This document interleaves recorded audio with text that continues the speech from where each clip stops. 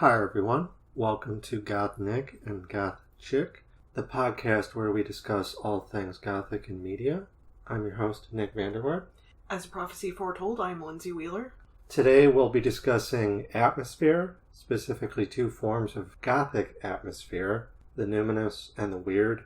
We'll be talking about Gothic atmosphere more generally and the properties that it has. We'll be discussing the Numinous and the Waard relative to symptomatic feelings that you experience under their effects. And we'll be covering key texts that invoke either of these sensations, including The Color Out of Space, At the Mountains of Madness, Jeff Vandermeer's Annihilation, and the Metroidvania Hollow Knight. Alright, Nick, so tell us about Gothic atmosphere. Gothic atmosphere is essentially what you feel when experiencing a Gothic story, but that's a bit vague. Gothic atmosphere is the presence that you feel within the vicinity of a concealed threat, or a threat that conceals something beyond itself. Normally it's a hidden monster, but sometimes you have a monster that hides something or indicates that there's something beyond itself, which you feel. So in either case, there's something beyond what you're looking at normally. And there are two famous sort of Gothic atmospheres that we'll be covering today. We'll be covering the Numinous and the Waard relative to this concealed threat. And this concealed threat that you feel has certain qualities to it. It's not necessarily the setting itself, but it's something within that space that's... Yeah, because when you think of the word atmosphere, imagine like something gaseous or nebulous that's contained within something else. More often than not, atmosphere is contained within a location. In Neo-Gothic novels, it would have been a closed space. The idea of closed space, not just claustrophobic, but an area or a location within a particular environment that one would find the source of the atmosphere. So if you're in an old spooky mansion, most of the rooms are technically fine to go in. You're not going to get attacked. But there is one area of the house that is consistently affecting you when you go near it. The sense that even if you don't feel things quite as acutely in other areas of the house, you're ready to experience those feelings. So even if you're not like at the epicenter or you're not at the source of things, you still feel like you're on the cusp of something atmospheric. It's sort of concentric, because as you get closer, that's a whole nother level of... Things get progressively more intense, usually. There's a climatic way of structuring things that tends to be concentric. And concentric just means that something is contained within something else.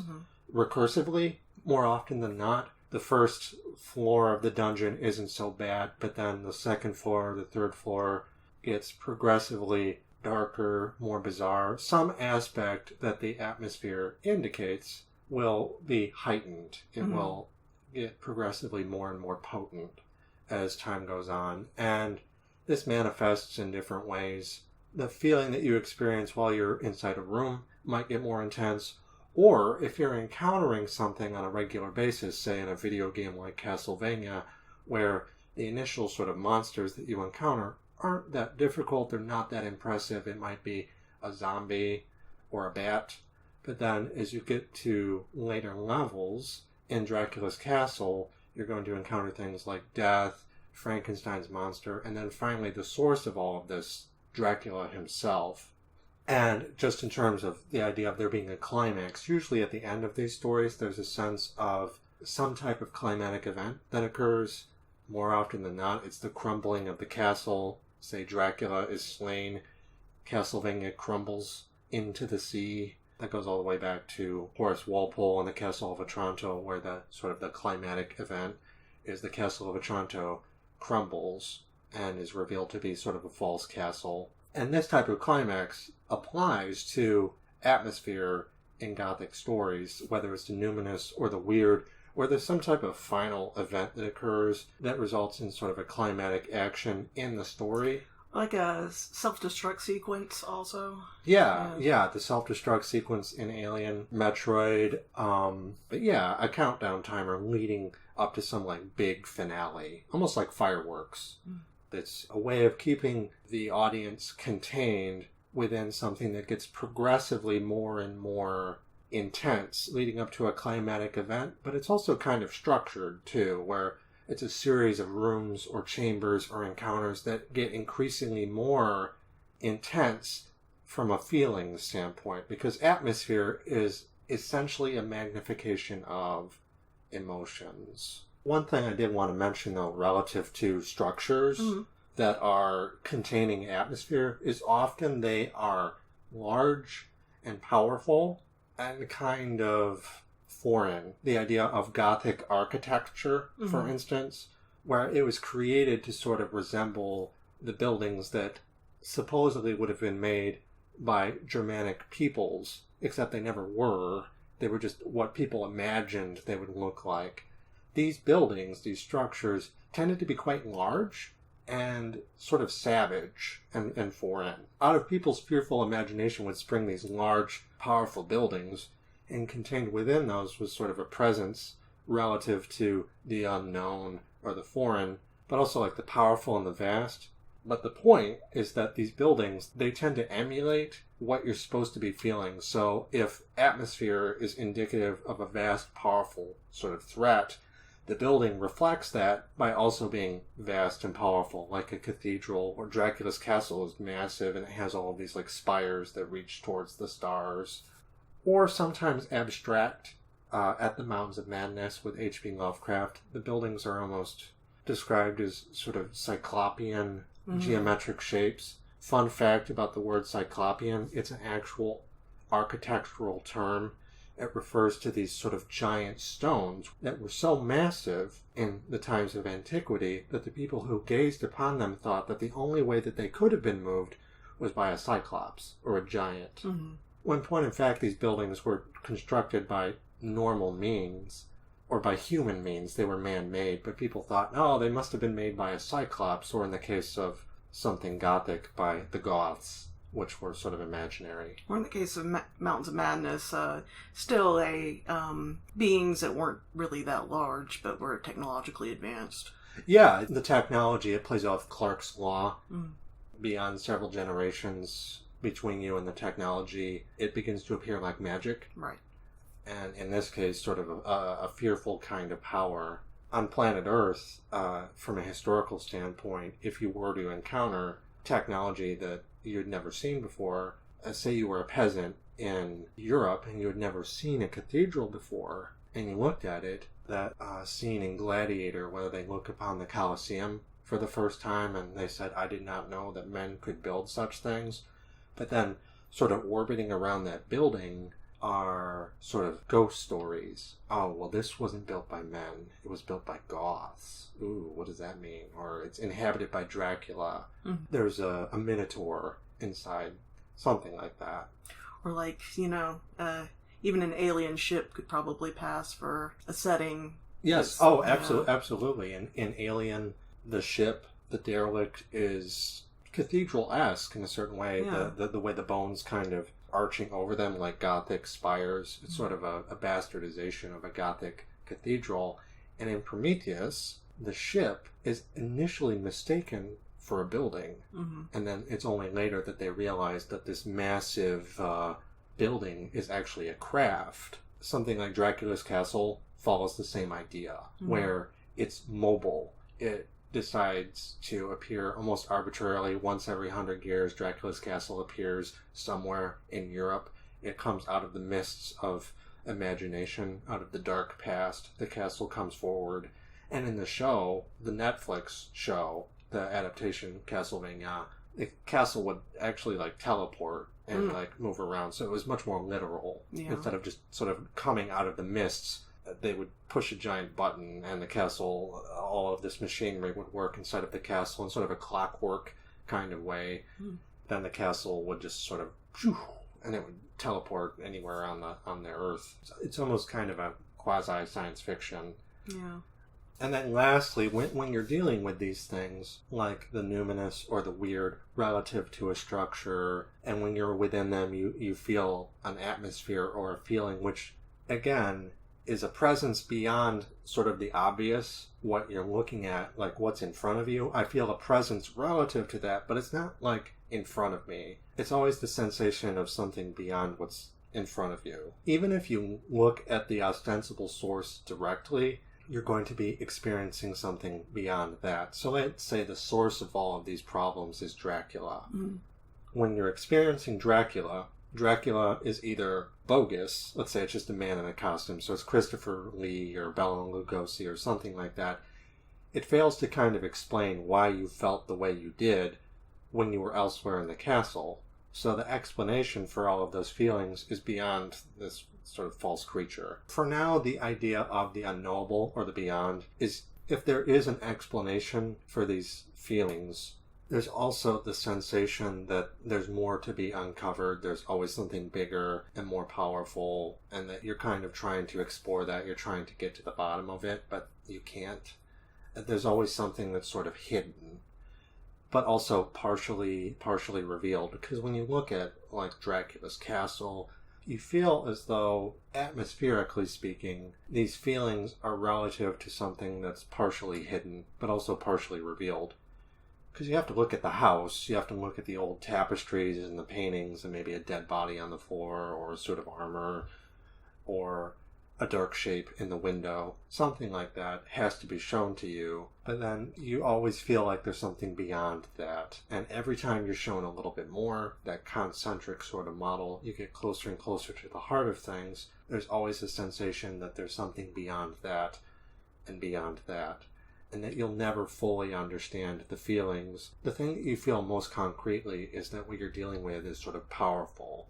Yeah. It's a presence of power, basically. It's more of a creepy feeling than a fearful feeling, because the Jurassic Park scene where they're in the kitchen with the velociraptors, like, that's fear. They know what's out to get them, pretty much where it is. Mm-hmm. Whereas the sensation you're describing is far more nebulous.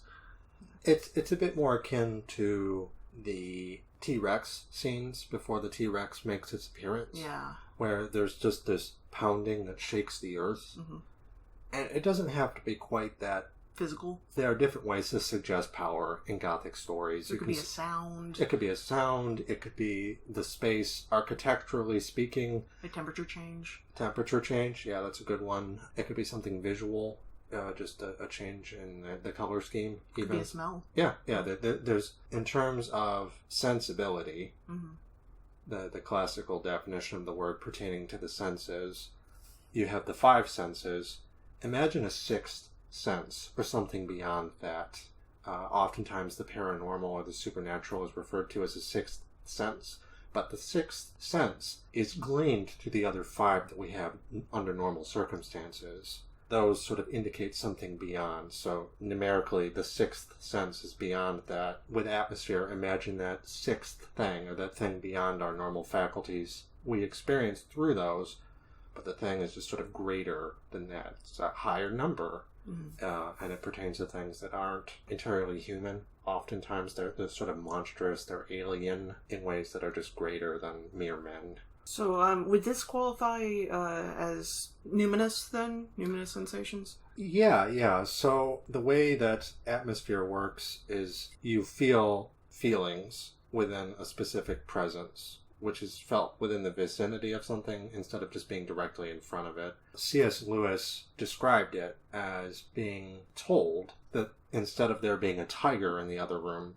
under which circumstance you would experience fear because the tiger is large and powerful and probably kill you. You'd be in fear for your life. If you were told that there was a mighty spirit in the other room, you would experience something that he called dread, which is an uncanny type of fear, because nobody is afraid that a spirit can sort of rip them apart necessarily, but you're also quite certain that it could affect you in a way that is perhaps not desirable, that you would experience an uncanny fear, dread, in that case, sort of a mighty spirit, a king, ghost, mm-hmm. if you will. You're not just told about it, but you feel it within the room. And the numinous is the model that C.S. Lewis used for his argument. And essentially, the way the Numinous works is you are feeling numinous sensations relative to the mysterium tremendum, which was a concept that was coined by a thinker in the early 20th century. His name was Rudolf Otto. And he wrote about the numen, or the presence of God. He didn't mean it literally, like in the Christian sense, just that under, that sort of model, God is like the mightiest thing, the almighty. The numen is the presence of like a divinity or like an almighty sort of force, is what he meant. So he uses religious language to explain his argument, but it's all placeholder type stuff. He's attempting to describe something that cannot be described, and he's doing the best he can with foreign, old, dead words. Sound familiar? And in his model, you experience numinous feelings relative to the numen. To kind of illustrate what those are, instead of calling it the numen necessarily, he would refer to it more commonly as the mysterium tremendum fascinans, which is the mysterious, tremendous, fascinating force. You could translate it to, say, the wrath of God. Imagine instead of the wrath of the Christian God, or Yahweh, or Allah, something like that, imagine displacing it away from those Abrahamic religions and just treating it as a storytelling device. And specifically, Rudolf Otto did that relative to ghost stories, where he said ghost stories are taking the idea of numinous feelings, which are feelings that you feel relative to a numinous presence, or the presence of the numen, or something comparable to that. Remember the concentric model? Yes. You don't actually have to be in the presence of the numen. You could be in the presence of something that's broken off of the numen. Let's say Castlevania, Dracula. You don't have to be in the presence of Dracula to feel Dracula. You could be in the presence of a little bat, or Frankenstein's monster, or the mummy, or whatever lesser monster, and then you kind of work your way up the totem pole until you get to the big bad. Mm-hmm. So that's essentially how the numinous functions. Numinous atmosphere, you feel numinous feelings relative to the mysterium tremendum. That's sort of the presence, the threatening presence that causes you to feel these emotions that you can sort of build up climatically within a space that's structured in a Gothic way. In other words, it's designed to excite emotions based off our fearful imagination. So how does that compare to the weird, then? The weird is Lovecraft's version of that same idea. And what I mean by that is he may or may not have been influenced by Rudolf Otto's ideas, but it still functions pretty much the same way. The weird refers to specific symptomatic feelings that you experience in the presence of what Lovecraft referred to as cosmic nihilism. You have the weird, which is the atmosphere. You have sanity damage, which is the symptom. And then you have the catalyst, or the cause for those feelings, relative to the atmosphere, which is cosmic nihilism. Effectively, when you're in the presence of something that indicates a nihilistic personality to the cosmos more broadly, you experience sanity damage, or sort of like automatic madness, where the characters faced with this go insane. It's effectively Lovecraft's version of a character turning to stone when gazing upon Medusa, or Lot's wife. And we'll get into that in a moment. But cosmic nihilism is comparable to the numinous because, like it, you're dealing with something vast, infinite, powerful, beyond man's ability to describe through language, even though they do their best to or try. Comprehend with their senses. It has a tendency to sort of be felt through our senses, but there's a lot of interference. Imagine our senses as a sensor, some type of device, but if you excite the device too much, it explodes. So imagine a human where their senses are the scouter, and that they're constantly being put in the presence of something that causes their scanning device to either explode or feel like it's going to explode. More often than not, it's a sensation as though you feel like you're going to explode. You feel like you're going to be destroyed. One of Rudolf Otto's symptomatic feelings, or numinous feelings in this case, was stupor, where you're sort of struck dumb. in the presence of the mysterium tremendum, you are unable to think or experience anything except it, because it's so powerful. A bright, blinding presence that causes you to be unable to see anything else because it's so great. Not just to see, but to hear, to taste, to touch, to feel. Everything would be overwhelmed. So that's stupor. And in the case of cosmic nihilism, I would imagine that the feeling there is not just a destruction of the physical form, but a sort of annihilation of the sense of self as well. A profound insignificance in the presence of this vast power. Like a great old one. And sometimes you don't have to be in the presence of the great old one itself, but just something lesser than it to overwhelm you. In Dagon, the short story, when the character looks at a worshipper of the monolith on the Black Island, he writes, "I think I went mad then." He wasn't looking at Dagon himself, he was looking at an emissary or an offshoot of Dagon, which is enough to sort of offend his delicate sensibilities. Lovecraft's characters were often highly imaginative, but also highly sensitive, to the point that when faced with these threats, they would go mad perhaps more readily than a normal individual. And the idea of that concentric treatment of where you're working your way up progressively to the ultimate threat, it's a bit like boiling a frog. By the time you get to the ultimate threat, which is your destruction, to look upon it is certain death. Up until that point, you're just sort of counting down, but you're not always aware of it. And more often than not, the destruction of the physical or the mental destruction of a character is treated as a surprise to us, but more often to the character. They don't realize what they're doing. They want to investigate these feelings. They want to get to the bottom of things, but then they end up dying in a way that they were unable to foresee. But that notion of self-destruction relative to a greater power in Lovecraft stories pertaining to cosmic nihilism, self-destruction is often mental, where they look at something and they go insane. Mm-hmm. Whereas dealing with the mysterium tremendum, there's always a sense of self-destruction. And again, it's more often than not a feeling. Mm-hmm. There can be instances where there's more of a Godzilla type situation where you just get stepped on or you get burned alive. But more often than not, it's a feeling of just being sort of, the self is destroyed because you're in the presence of something that makes you feel like an object. That's the other symptom that Otto described was creature feeling or object feeling, where in the presence of something so mighty, you feel as though you're nothing but an object. You're not a man in the presence of this. You're nothing. You're dust. And Lovecraft's characters would more often than not experience that as well. And this type of sensation is really common in Gothic stories more generally. You see it where there's a common struggle against the hero versus the big bad at the end of the film. Even something like where it seems like, okay, the struggle might be more martial, like in Aliens, where Ripley is forced to confront the alien queen at the end of the film.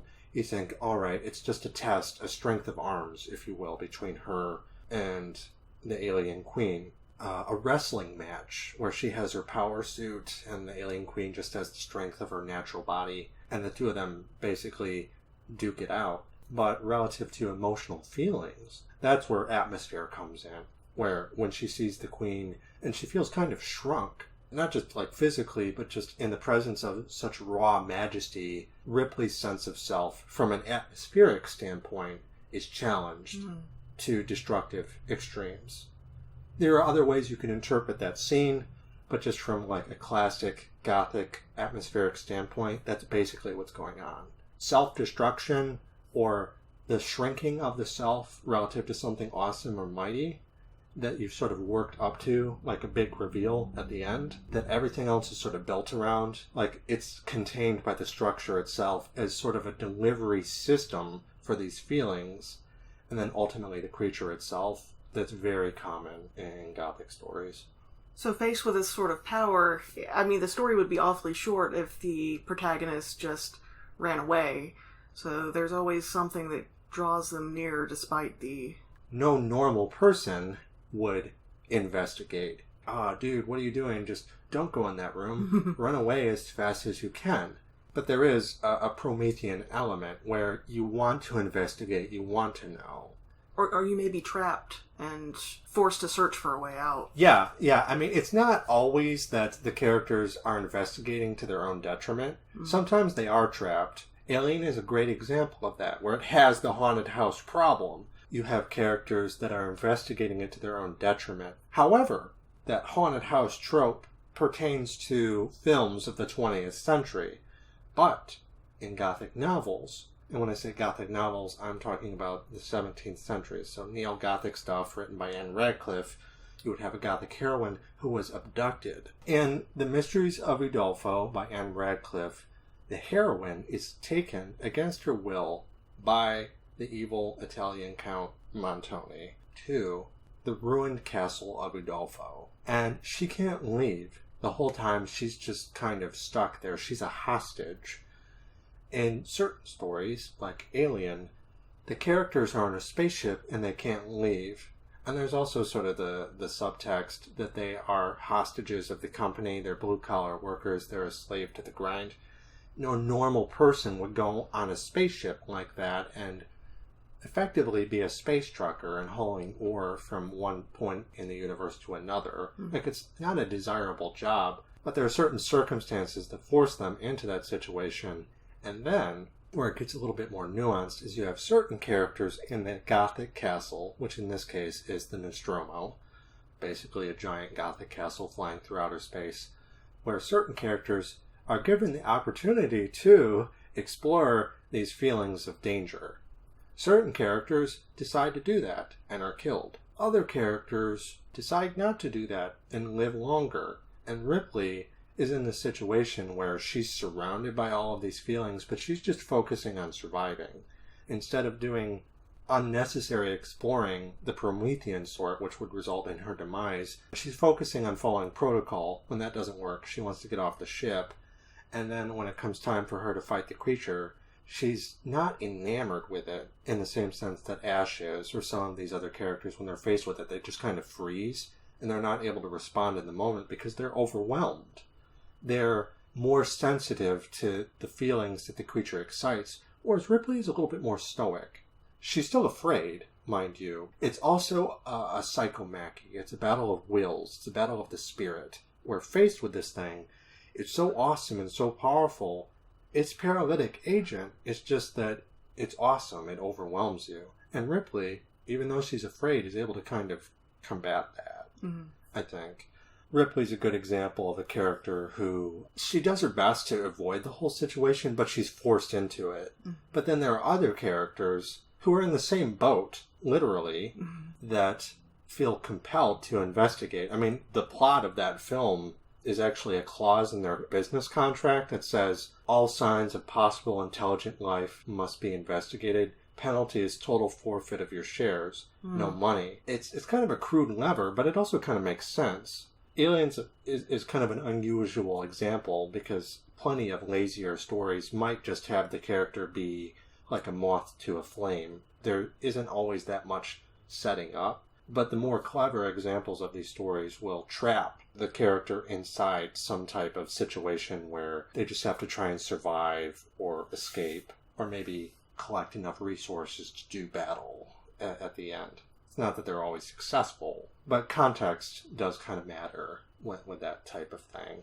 So, when the protagonist finally confronts the source of the dread, what happens then as far as atmosphere goes? The hero is destined to get to the end and experience the source of these feelings. Now, just because they are the source of these feelings doesn't mean that we're experiencing all that there is to see. Again, there's a sense of something beyond what we're experiencing. But there's three basic outcomes. The first outcome is the failure from an atmospheric standpoint. The monster is either fake or it's impotent, meaning that it lacks the necessary requirements to actually be affecting you the way that your imagination would. It's not as powerful as your mind is. Under the effects of this numinous atmosphere, this weird atmosphere, your mind is effectively more powerful than the monster is. When the monster is revealed in Scooby-Doo, it's just an old guy in a costume. And when you realize that it's not a god, it's fake, not only is it fake, but it's weak physically, and it's not that menacing, it's not that powerful. Or not even supernatural. It's not supernatural. It's effectively the scene in The Wizard of Oz, where Oz, the great and powerful, is undermined the moment they look behind the curtain. The moment they do, the jig is up, and the spell dissipates. The atmosphere, like smoke, fades away. Now, it doesn't mean that the thing that they encounter is benign. It could still be dangerous. Mm. So you could encounter something that, even though it doesn't justify all of the awesome feelings that you felt, it can still kill you. Mm. So there is that. And just an important disclaimer, just because it's fake or just because it's impotent from a numinous standpoint or relative to cosmic nihilism, it can still be a deadly threat. Halloween, for instance, is a good example where, on one hand, you're dealing with a guy with a knife, which is bad enough by itself, but it feels different than the shape when he's seemingly teleporting from space to space. He almost seems supernatural at times, or he seems sort of unkillable. Versus when she stabs him in the neck with the knitting needle, or stabs him in the eye with the coat hanger, or in the gut with the knife, suddenly he's killable. If it bleeds, we can kill it. The whole point of Gothic stories, from an atmospheric standpoint, is to have the option where it seems unkillable, where it seems sort of violence wouldn't even be a part of the equation. How do you hurt a mighty spirit? How do you kill Cthulhu? Then there's the second option, which is the suggestion of the beyond.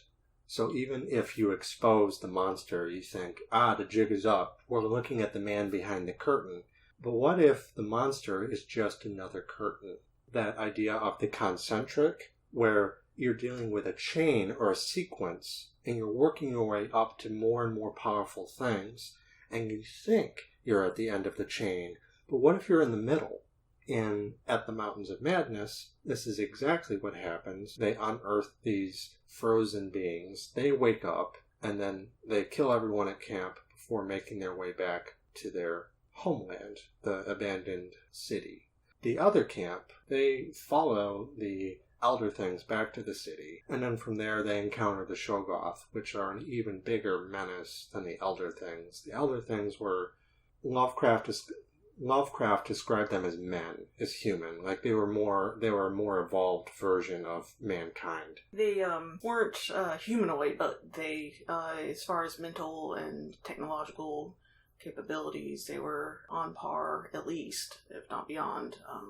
Well, there's a sense of a classic sense of rise and fall in a Roman sort of way, where the history of the city is written on the walls, where there is a rise of civilization and a decline.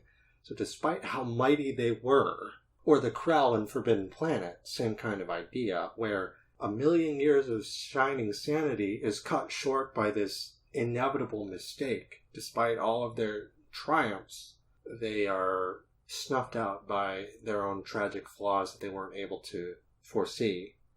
And the Elder Things, same kind of idea. But for all intents and purposes, you're right. They're equivalent to man, or superior to man, in terms of their mental faculties and their ability to... They have what you need to start a civilization. Yeah. And the narrator and Danforth, these two human explorers, they're on the Promethean quest when they go to the Elder Things city. When they arrive, they find the Elder Things having been savaged by some unseen thing. They encounter that later in the story, the Shoggoth, and you think, this is the big bad monster, right? So they're on that atmospheric chain where they progress deeper into the city concentrically, and they encounter bigger and bigger nasty alien threats relative to this source of power. And that gauge that they use to sort of determine where they're at, numinously, or in their case, from a cosmic nihilistic standpoint, they determine, okay, we're at the heart of things. But then, at the very end of the story, they escape the Shoggoth, and they think that's the worst of it. The narrator thinks that's the worst of it. But then, Danforth looks and sees something bigger and worse than the Shoggoth. But it's so horrible that it drives him insane, and he's unable to recount what he saw to us That's kind of the third option, actually, is destruction. The second option is there's a suggestion of something beyond. Imagine in this case, that story ended when they saw the Shoggoth, but it was implied that the Shoggoth had a master or something that was more powerful than it. But it's only suggested. Just looking at the Shoggoth, you get the feeling that there's more. So instead of looking at the Shoggoth and just seeing like a mercenary type thing, because the Shoggoth were basically soldiers or servants for the Elder Things that went rogue. Instead of looking at them and just seeing sort of a rogue security robot, that, or in this case a shapeshifter, you saw something that indicated that there was more in terms of power and presence. That's the second option. The third option is when Danforth sees something that is so mighty that it causes him to actually self-destruct. In his case, he experiences an irreversible form of sanity damage where he's just sort of undone.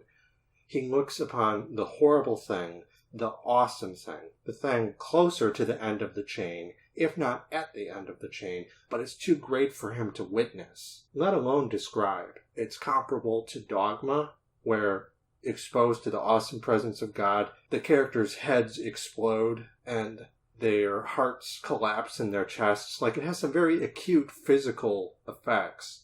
Or Raiders of the Lost Ark. Yeah. When the guy's face melts. Two characters' faces melt off and the main baddie, his head explodes.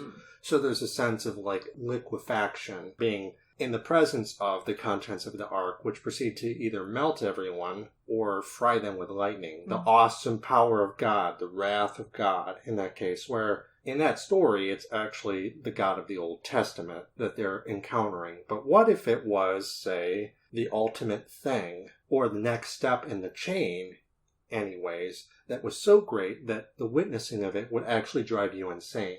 When they see the Shoggoth, it doesn't do that to them. They're terrified by it, and they run away because they don't want to die, and it crushes everything in its way because it's trying to get to them, but they manage to outrun it, get back to their plane, and they fly away, and for all intents and purposes, they'll be able to recover from that. But Danforth, when he sees this next step on the chain, he suffers irreversible damage. And that form of destruction can take other forms too. Annihilation, when they finally reach the creature in the lighthouse. Yeah, Annihilation's a good example. The story starts off with them investigating the shimmer. After a meteorite strikes a lighthouse, it emits this sort of rainbow bubble. And then they pass through the bubble and go inside. They pass through the curtain. They're in this space that's being affected by the presence of this power that they feel more than they actually see. When they get to the lighthouse, you think that everything's going to be explained, but all that's waiting there for them is literal annihilation, confronted with the ultimate alien menace. One character is destroyed. Specifically, this character begins to disintegrate through her eyes, like all of this light and fire shoots out of her eyes, out of her mouth, and she turns into particles. So there's this notion of being blinded by what she sees, but also destroyed physically. She's atomized. She gets reassembled, but as something new, something monstrous. Whereas the other person that beholds it is transfixed. Yeah, she's transfixed, and she responds differently. I think that that's worth pointing out, is that not everyone responds the same way to these types of threats, because if you're not as sensitive, or if you're not as driven to see what lies beyond, then the odds are that you may not be destroyed by looking.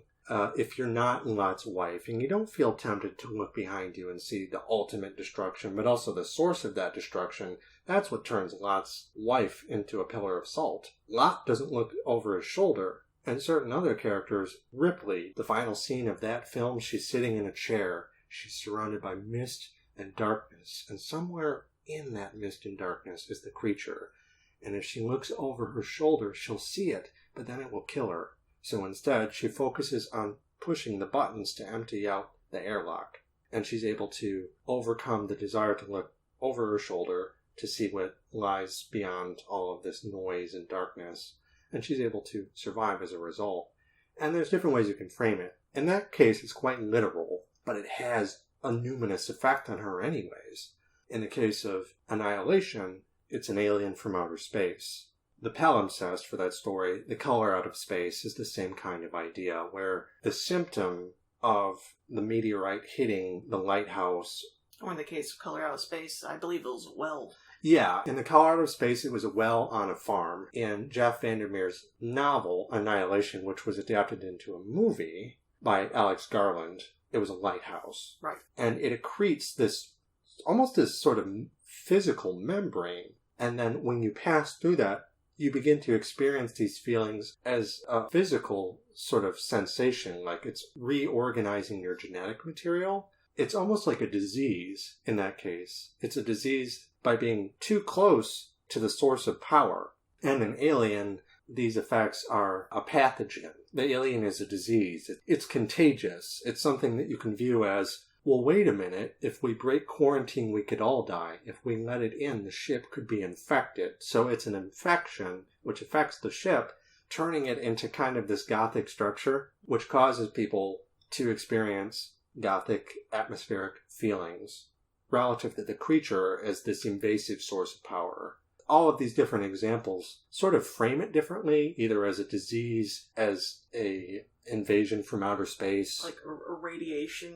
Radiation, yeah. I think that A Color Out of Space, the original story, was kind of a metaphor for radiation. But the feelings that you feel relative to that are emotions that kind of play off some of these themes that we've talked about, like something that is vast, unknowable, powerful. Radiation is a powerful force. It's something you can't physically fight off. And you can't see either. The only thing you see is the wreckage that it leaves in its wake. And in the case of The Color Out of Space by H.P. Lovecraft, the farm turns gray. And everything begins to slowly decay. And that case of, why don't they leave? The farmers don't want to leave. They want to tough it out and see what they will see. And what they see is their own bodies turning to dust and falling apart. Like it's a slow, gradual descent leading up to the ultimate destruction relative to this presence, whatever the hell it is. Annihilation, same kind of idea.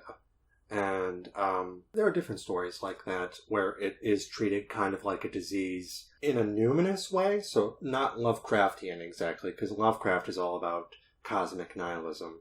A good example from a numinous standpoint would be the video game Hollow Knight. Once upon a time, the kingdom of Hallownest was invaded by something.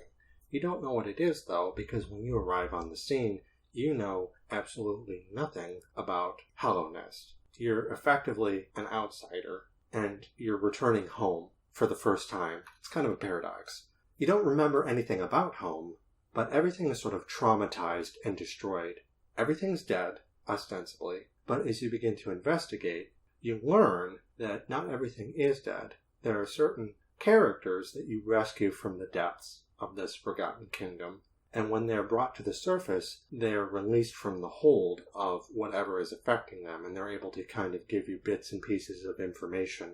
As you continue to explore and you get closer and closer to the source of what's going on, you realize that Hallownest is actually under attack by something that has been contained, but has since breached its container and is leaking out into the land around itself. So there's this chamber that is blocked off by 3 keys, boss keys in the Metroidvania model. You kill the 3 bosses, you unlock the door, you can go inside and find out whatever this is. Hollow Knight takes it a step further. You have to gather this currency to unlock the true boss. But when you do, you realize that all of these other monsters that you've been fighting are actually under the influence of this ultimate threat, which is hidden by the so-called final boss. The so-called final boss in Hollow Knight is fake. It's a vessel which contains a hidden ultimate boss. And when you encounter that, you encounter the source of infection. Late in the game, when you're getting closer towards discovering the truth, everything begins to sprout this orange fungus. Their bodies almost begin to sprout mushrooms, and their eyes turn orange, and when they open their throats, they scream like a noise of thunder. The Bible, I heard as it were the noise of thunder, one of the 4 beasts saying, "Come and see," and I saw, behold, a pale horse. So this strike of thunder is sort of what precedes the ultimate thing. In this case, it's the Radiance, the ultimate boss, which is comparable to a forgotten goddess or an archaic mother that has become infuriated by the fact that she has been forgotten by this patriarchal kingdom. She's been buried under this kingdom, so she rises up through the earth, through the dreams of men, quite literally, to drive them mad. And in an attempt to contain this forgotten threat, the kingdom destroys itself, and all that remains is the wreckage. And you, the character, have to sift through this midden to get to the truth, to uncover what happened to the kingdom. What's behind this door? Why is this guy chained to all of these walls? What's the source of the infection? What is this thing? And it takes it a step further, where fighting the Radiance, which is this sort of giant moth, and even has a little crown, right? King Ghost, or in this case, Queen Ghost, kind of like the alien queen, this divine, almost regal divinity. When you defeat it, the Hollow Knight transforms into a giant black monster. So in effect, we have a continuation of that Numinous chain, where you think the Radiance is the big bad, right? It's already more powerful than the Hollow Knight. It's stronger than any other boss in the game. It has to be the end of things. And there's almost a sense of disappointment in that, and the atmosphere starts to diminish. But when you deal the killing blow, you transform into this ultimate dark monster that you know nothing about, but is obviously stronger than the Radiance. And when it destroys her, everything fades to black. Following this, it invades the kingdom, and then the survivors of the story have to deal with something even worse than the Radiance, and that atmosphere remains at the end of the story. So the way that they frame it, though, it's an infectious presence, but it has a numinous sort of approach to things, or a classical Gothic approach to things, as opposed to Lovecraft, whose style was specifically, it came from outer space, the cosmos are malign. Hollow Knight is more invested in gods, or something that is god-like, because what is the ultimate enemy in that game? It's the wrath of this archaic goddess, the wrath of the Dark Mother. Or in this case, it's sort of a bright force, but like a burning force. Sort of an elemental force. It's like the sun, bright, intense, powerful, a little bit like Dark Souls, where the ultimate threat is fire. Promethean, taking fire from the gods. Imagine if those gods decided to use that fire to incinerate you, or they just show it to you and you disintegrate. That's kind of what happens in Hollow Knight. Most of the physical proof of this creature's existence is orange mold. But there are moments, like when you finally confront it, where it's trying to burn you alive, like with sunbeams and spikes and all kinds of things. Like, it's really kind of wild and crazy. Like, it's a very majestic enemy.